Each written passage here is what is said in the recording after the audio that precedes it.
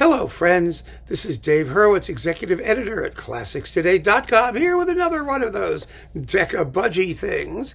Now we have the ultimate, essential, indisputable, unimaginable Mozart box. I just love it. Ultimate, essential masterpieces. You know when they say that they're just full of shit, don't you? It's fascinating. And so they are. But actually, this box delivers on performances. It really does, for the most part. It really does. It's good. You get your $18 worth if that's what you can get it for. The price of one CD, that's the deal.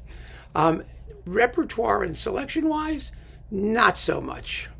So let's see what's in here and chortle at what they do wrong and give credit where credit is due for what they do right.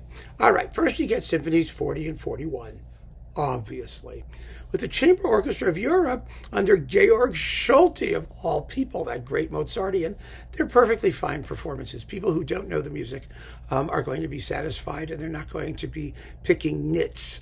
And Schulte is well behaved, and the Chamber Orchestra of Europe is wonderful, so fine, it's okay.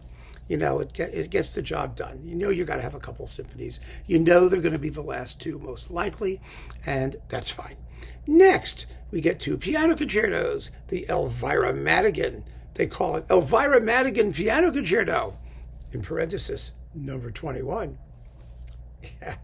And the number 20, which is not called the anything. And these are the performances. You also get the concert rondo in A minor. Now, this is with Vladimir Ashkenazy in the Philharmonia, whose Mozart things I was just talking about the big Ashkenazy box. And you know, they're good performances. They're good, solid performances. Not the most imaginative, not the most interesting Mozart. But again, you don't know the music. There's nothing to sneer at, nothing to take issue with, except that there are other people who've done them better. There always are, aren't there? But it's okay. I mean, it's good. It's good. Next, the disco concertos. Here's the problem I have. You get the clarinet concerto, the flute and harp concerto, horn concerto number 4, and the rondo in E flat with soloists, nameless soloists. They're named on the disc. I don't care who they are. With the Academy of St. Martin in the Fields and Neville Mariner. There is nothing wrong with these performances at all. There really isn't. But I would not have included them. I just wouldn't. The clarinet concerto is arguably something that could be there. But how can you do Mozart with no chamber music? None. I mean, you could have had the Grand Partita. You could have had the Divertimento for string trio. You sure as hell should have had at least the G minor string quintet. I mean, come on. A couple string quintets would have been awfully nice. And so, you know, I find that to be a little bit disconcerting. I mean, the piano quartets, the quartet for piano and winds. If you want to do some woodwind stuff, do the quartet for piano and winds, and then toss on the G minor string quintet too, or something like that. You could have a wonderful one-disc chamber music thing. That would be fabulous, instead of more concertos, including the flute and harp concerto, which is just junk. And you know, I mean, yes, the clarinet concerto is a masterpiece. It is, for sure. It's beautiful. But I would rather have the Sinfonia Concertante if you're going to do that for violin and viola, which is like a screaming, outrageous masterpiece. But, you know, okay, bad choice. That disc 3 is not good. Disc 4, you get Eine kleine Nachtmusik, the Serenata Notturna, and 3 Divertimenti with the Academy of St. Martin in the Fields and Neville Mariner. Now, there's nothing wrong with that. That's fine. At least you've covered things other than, you know, a symphony and a concerto. I mean, Mozart wrote some of the best divertimenti and other things in existence. And of course, Eine kleine Nachtmusik is definitely essential and ultimate.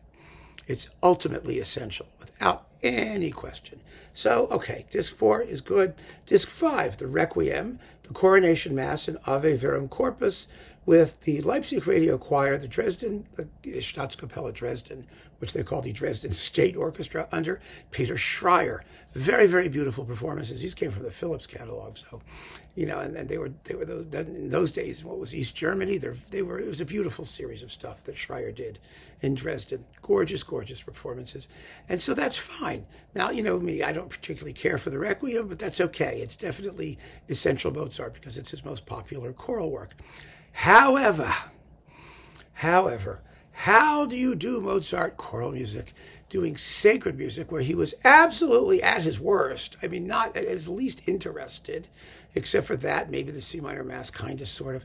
No, you have to do some opera stuff, but you're not going to do operas for beginners or essential collectors when you have no texts and translations, and you could only do excerpts of things. I mean, you could do a very good aria recital, overtures and arias, something like that.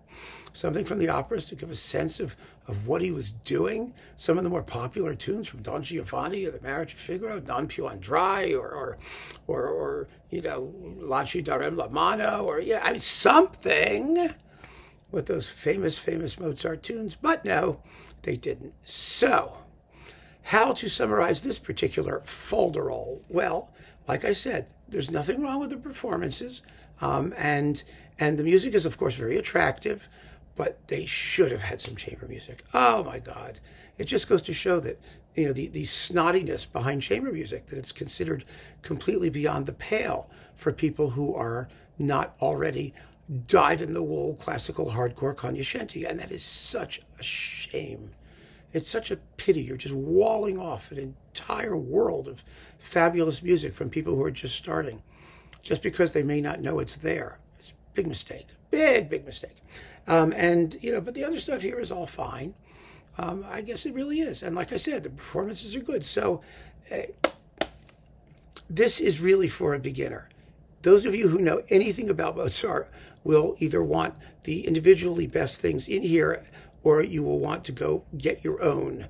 But if you are only wanting to spend $18 and you can get it for around or less than 20, let's say, and you don't know anything about Mozart, you'll like this.